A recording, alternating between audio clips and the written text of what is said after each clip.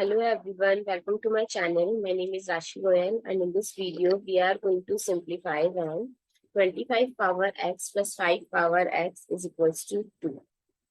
So 25 we can write it as 5 square and whose power is x plus 5x is equals to 2, or according to the rule of exponent a power x power m is equals to a power m power x. So I'm going to apply this here. So I can write it as 5 power x square plus 5 power x is equals to 2. So let 5x power x is equals to y. So I'm going to substitute it. So it looks like y square plus y is equals to 2. So if I'll take all the terms together, so minus 2 is equals to 0. Now it's look like a quadratic equation. So we are going to solve it then. Y square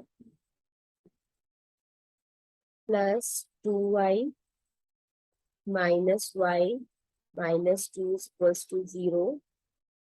Or from the first two terms, I can take y as common. So y plus 2. And from the last two terms, I can take minus 1 as common. Then y plus 2 is equals to 0. Now y plus 2 is common. So what is left? Y minus 1. So either y plus 2 is equals to 0 or y minus 1 is equals to 0. So y plus 2 is equals to 0. That means y is equals to minus 2. And when y minus 1 is equals to 0, that means y is equals to 1. Now we have two values of y. So as we substitute 5x is equals to y, so that means 5x is equals to minus 2. As we can see, this is a in power, so it can be greater than 0. So we cannot solve this.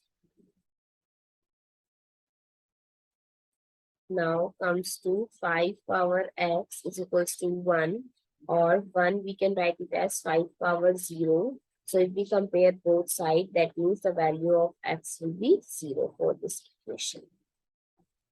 I hope it's easy to understand, and if you find it useful, please give a thumbs up and do subscribe to my channel. Stay tuned.